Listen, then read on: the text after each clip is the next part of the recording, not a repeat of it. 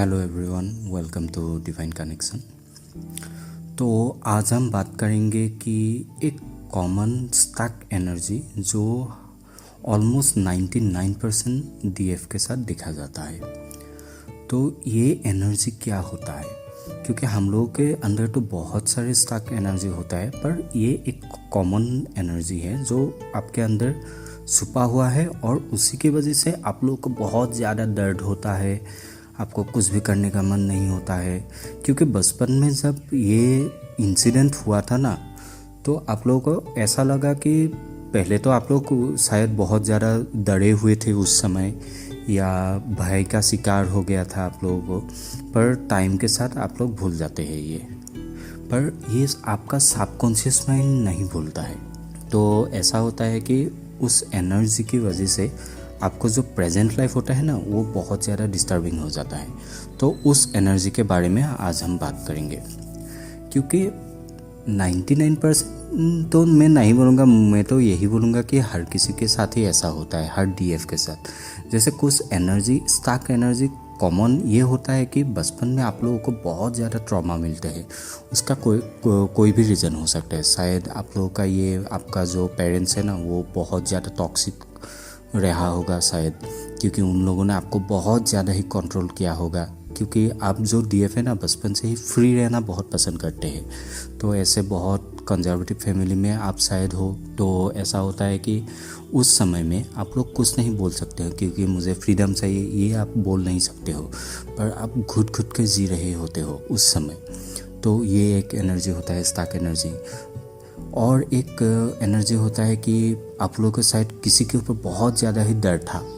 डर यानी कि आपके टीचर भी हो सकता है ये, या पर्टिकुलर पर्सन भी हो सकता है। जैसे मैंने देखा है कई सारे डीएफ को, वो बचपन में किसी एक पर्टिकुलर आदमी या औरत से बहुत ज़्यादा ही भय लगता था।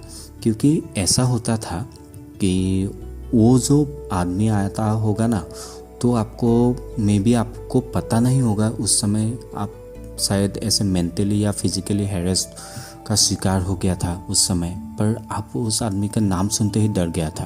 पर टाइम बीतते बीतते आप लोग ये भूल गए थे। तो ये दो कॉमन एनर्जी होता है ना, एक पेरेंट्स का जो आप लोग का बहुत ज़्यादा कंट्रोलिंग था, पेरेंट्स यानी कि आपको फैमिली मेम्बर, और दूसरा है किसी एक पार्टिकुलर चीज़ या किसी एक पार्टिकुलर आदमी या औरत से आपको डर लगा होगा बचपन में। ये ज़्यादातर कॉमन होता है।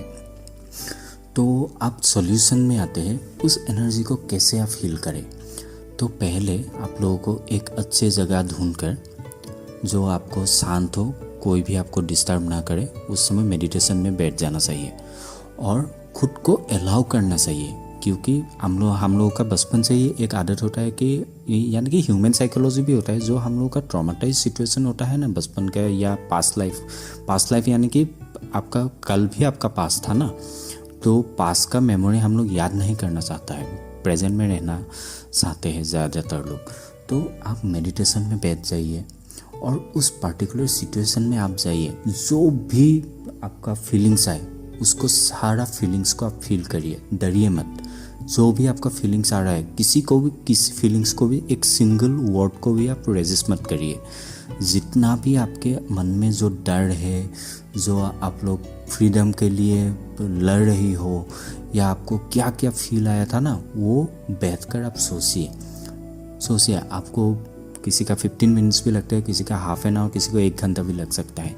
जितना भी फीलिंग्स है ना, उस सबको आप फील करिए और उसके बाद एक काम करिए, उसको, उस पर्टिकुलर जो फीलिंग आया था ना, उसको आप एक प्लेन पेपर में लिखिए। कोई भी पेन से लिख सकते हो, कोई प्रॉब्लम नहीं है।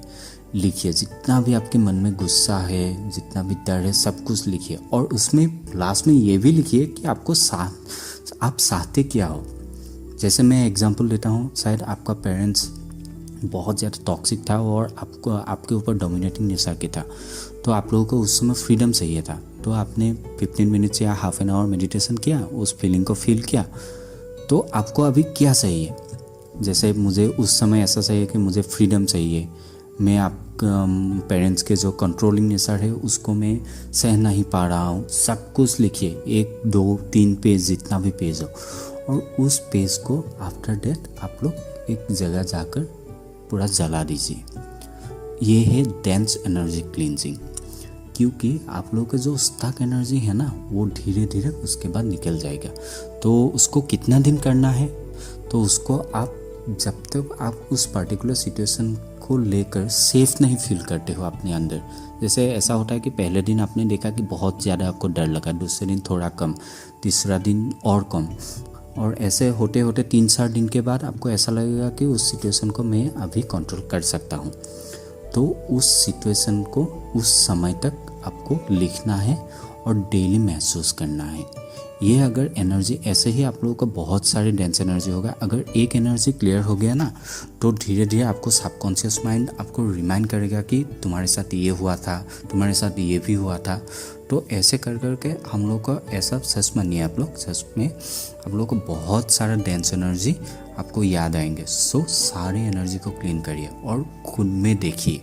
मैं ये प्रैक्टिकली बोल रहा हूँ, आप मेरे बातों को विश्वास मत करना है तो मत करिए, पर खुद में देखिए विद इन 1 मंथ आप इतना हल्का फील करेंगे ना, आपको बता नहीं सकता हूँ। और जो आपके जो डीएम का ऑब्सेशन है ना आपके, जैसे वो कहाँ है क्या कर रहा है, वो सब चला जाएगा। ट्रस्ट में आप लोग एक बार करके देखिए। शायद उस फीलिंग को फील करने में पहला दिन बहुत ज़्यादा ही कष्ट होगा, बहुत ज़्यादा आपको पेन होगा, पर आप लोग नहीं, आप लोग खुद को समझाइए, क्योंकि मुझे आज उस पर्टिकुलर पास्ट इंसिडेंट को हील करना है। जैसे भी हो मुझे हील करना है। उस मेंटलिटी के साथ उस पर्टिकुलर सिचुएशन को हील करिए। हाँ, ये ऐसा ही हील करिए। Thank you so much. और करके देखिए और कमेंट में बताइएगा कि आप लोगों को कैसा लगा।